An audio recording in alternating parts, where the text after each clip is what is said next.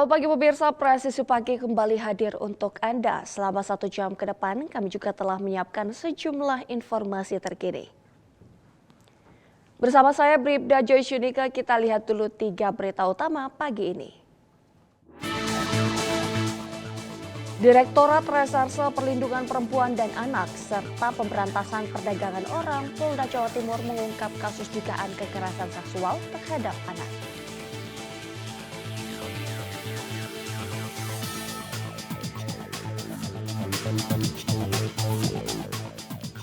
Polres Metro Bekasi menebarkan 10.000 benih ikan lele di kolam budidaya Mapolsek Tarumajaya dalam mendukung program ketahanan pangan nasional.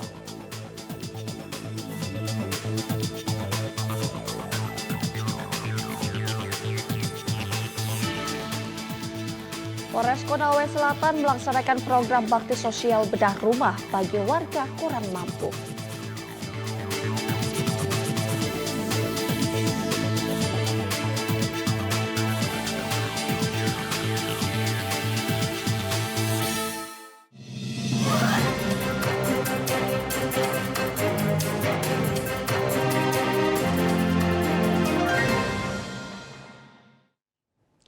Di informasi pertama pemirsa, Direktorat Reserse Perlindungan Perempuan dan Anak serta Pemberantasan Perdagangan Orang Polda Jawa Timur mengungkap kasus dugaan kekerasan seksual terhadap anak yang diduga dilakukan oleh ayah kandung korban.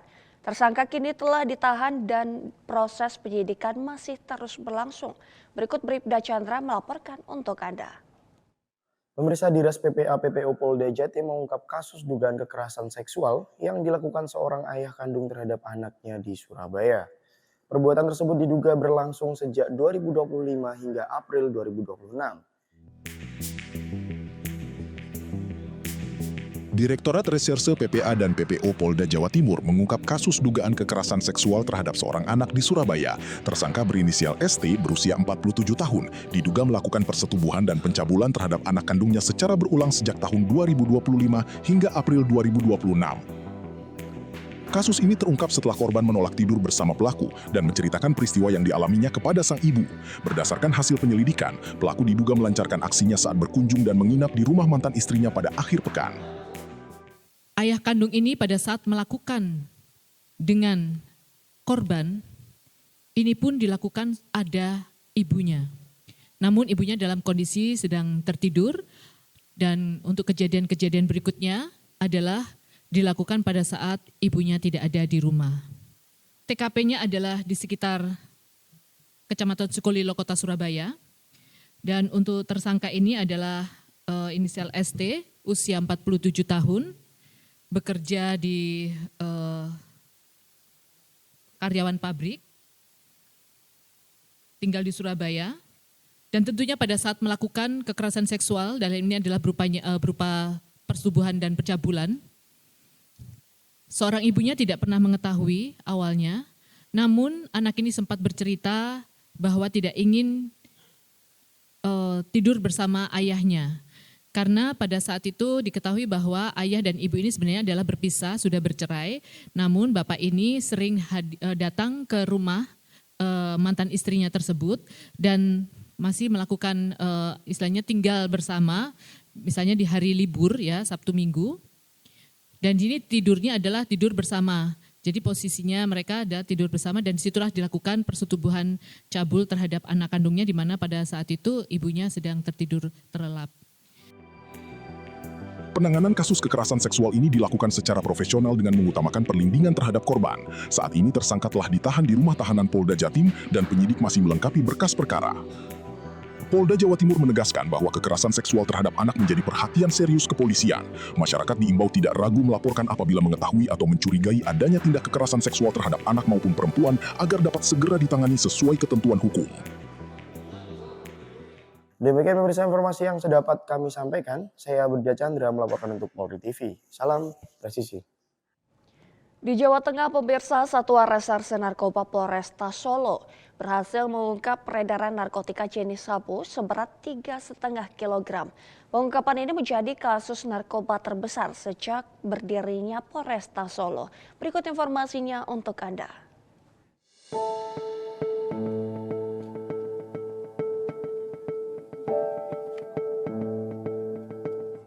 Satuan Reserse Narkoba Polresta Solo berhasil mengungkap peredaran narkotika jenis sabu dengan barang bukti seberat 3,5 kg.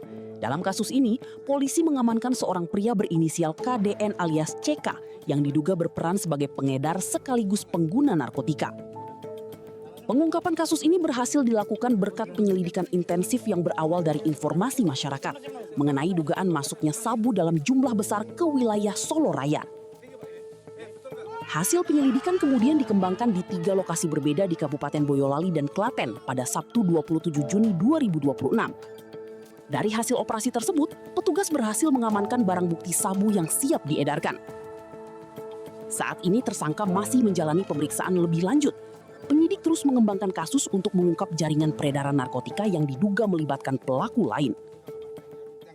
Polresta Solo menegaskan komitmen untuk terus memberantas peredaran gelap narkotika demi melindungi masyarakat dari bahaya penyalahgunaan narkoba.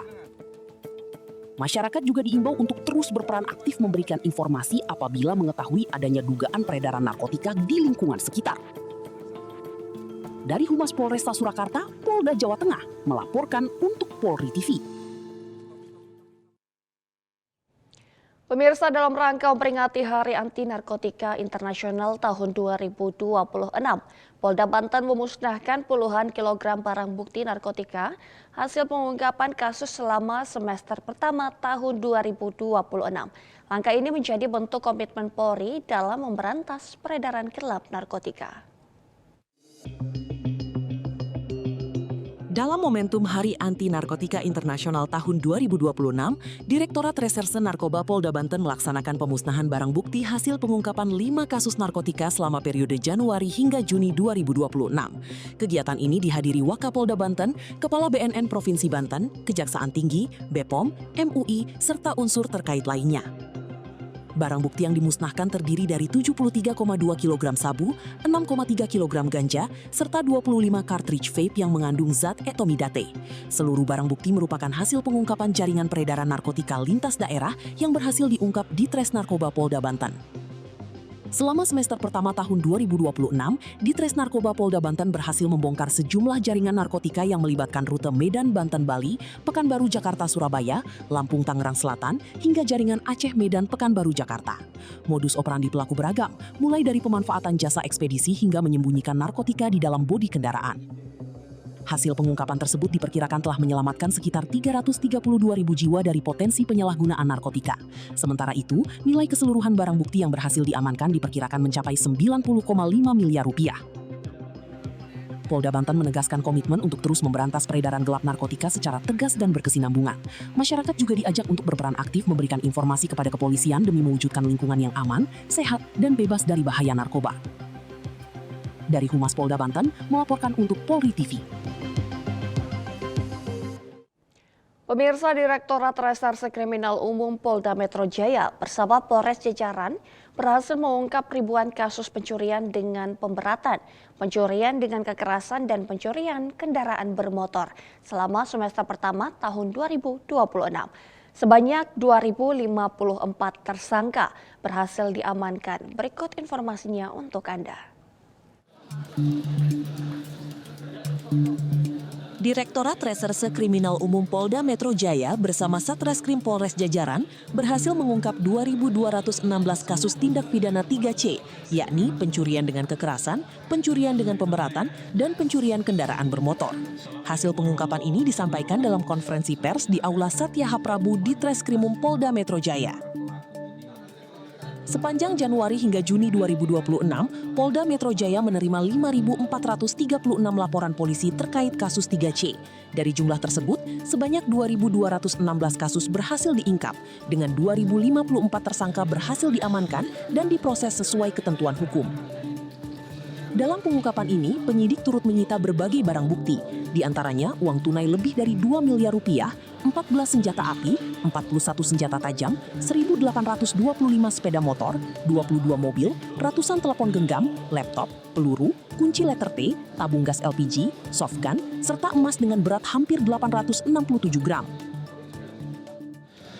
Adapun tindakan penegakan hukum ini, upaya represif ini merupakan serangkaian upaya yang berkesinambungan, merupakan langkah terakhir dari sebelumnya tindakan preemptif melalui Sabuk Kamtipmas, tindakan preventif melalui patroli oleh patroli perintis, jajaran, dan patroli sabara, yang pada akhirnya juga dirangkai dalam rangkaian penegakan hukum. Semua itu dilakukan untuk menjaga situasi Jakarta tetap aman sesuai dengan program Bapak Kapolda, yaitu Jaga Jakarta. Berdasarkan hasil evaluasi, tindak pidana 3C paling banyak terjadi pada malam hingga dini hari, yaitu antara pukul 22.00 hingga pukul 5.00 waktu Indonesia Barat. Untuk mengantisipasi kejahatan, Polda Metro Jaya bersama pemangku kepentingan terkait terus mengintensifkan patroli di titik-titik rawan. Polda Metro Jaya mengimbau masyarakat untuk meningkatkan kewaspadaan dengan menggunakan kunci ganda pada kendaraan, tidak meninggalkan barang berharga di dalam mobil, serta mengaktifkan kembali ronda dan siskamling. Masyarakat juga diminta segera melaporkan setiap dugaan tindak pidana kepada kepolisian dan tidak melakukan aksi main hakim sendiri. Dari Humas Polda Metro Jaya melaporkan untuk Polri TV. Pemirsa, tetaplah bersama kami, Presisi Pagi akan segera kembali.